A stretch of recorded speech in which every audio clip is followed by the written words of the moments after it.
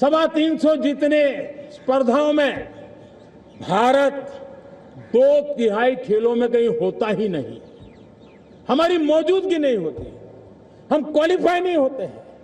हमने तय किया है कि 2036 में जो ओलंपिक होगा, हम चाहते हैं कि वो भारत में हो, लेकिन 2036 में जिन विधाओं में आज भारत खेलता नहीं है, जिन विधाओं में भारत क्वालिफाई नहीं करता है, जिन स्पर्धाओं में भारत ने छोड़ के रखा है, 3/4 हिस्सा हमारे इंतजार कर रहा है।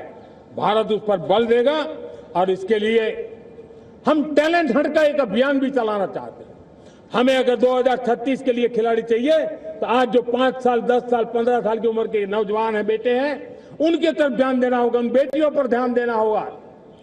और इसलिए 5 से 15 उम्र के बच्चों में खेल प्रतिभा ढूंढने के लिए गांव-गांव, शहर-शहर, स्कूल-स्कूल एक टैलेंट हंट का अभियान चलाया जाएगा। बच्चों की प्रतिभा को देखा जाएगा और फिर उनको स्पेशल ट्रेनिंग दे करके देश के लिए खेलने वाले अच्छे खिलाड़ी बनाए जाएंगे। मेरे प्यारे युवा, देश के सामने, देश के नौजवानों के सामने नशा एक बहुत बड़ा संकट बनता जा रहा है। नशा मुक्त भारत ये हम सबका सामूहिक दायित्व होना चाहिए। हमारे उज्जवल भविष्य के लिए हमारी युवा पीढ़ी मजबूत हो, हमारा युवा सामर्थ्य हमारे देश के लिए काम आए, इसलिए नशा मुक्त भारत।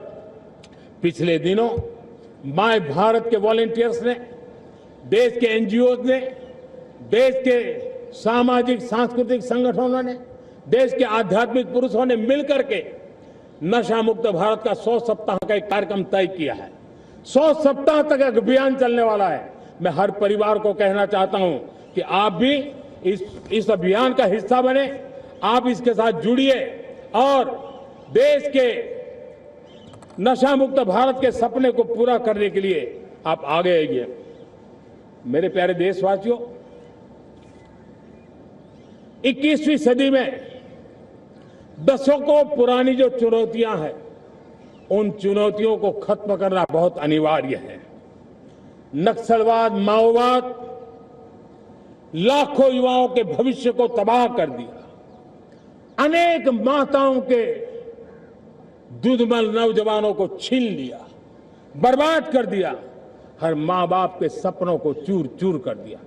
इस नक्सलवाद ने 4 दशक तक हिंदुस्तान के बहुत बड़े हिस्से को, बहुत बड़ी आबादी को दबोच करके रखा था, बंदूक के नोक पर दबोच करके रखा था, संविधान की धज्जियां उड़ा दी थी और देश के सामान्य नागरिकों की रक्षा में 3,500 से ज्यादा हमारी पुलिस के, सुरक्षा बल के जवान शहीद हो गए।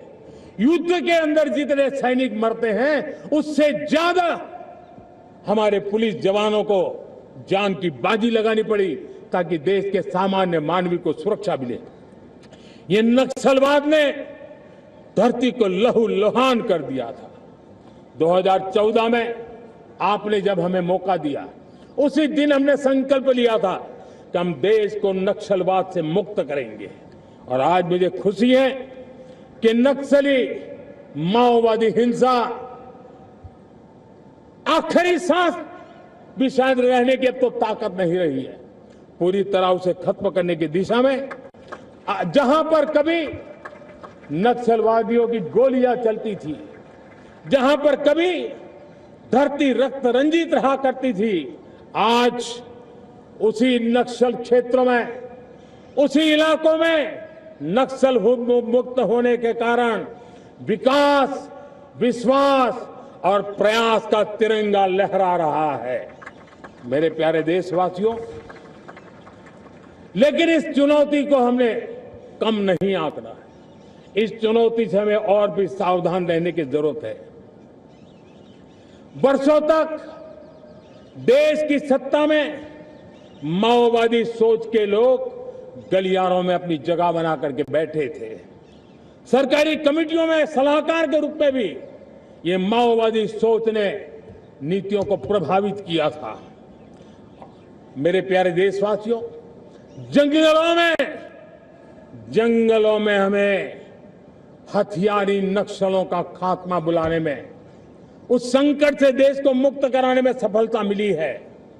लेकिन हथियारी नक्सल तो गए, लेकिन दिमागी नक्सल, ये दिमागी नक्सल मौके की तलाश में है, हिंसा अराजकता के वो रास्ते खोज रहे हैं, समाज को गलत राह पर घसीटने के लिए भांति भांति के दांव कर रहे हैं।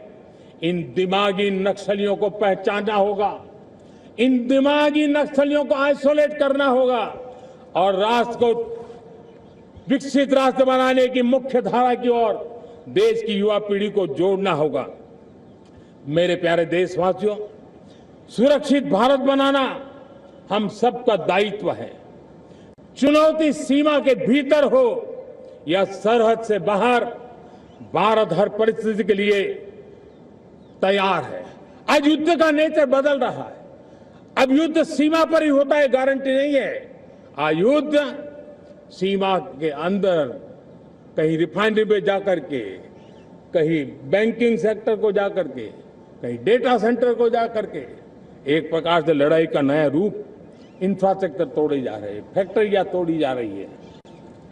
हमने मिशन सुदर्शन चक्र की पिछले सालों घोषणा की थी, बहुत तेजी से उस पर काम चल रहा है।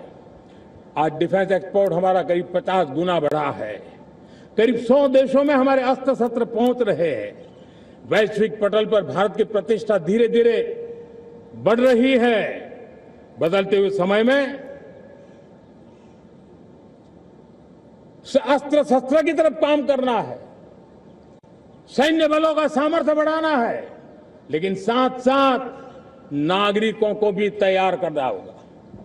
पिछली शताब्दी के युद्धों के अनुरूप जो सिविल डिफेंस की व्यवस्थाएं हमारे देश में विकसित हुई है, वो कालबाह्य हो चुकी है।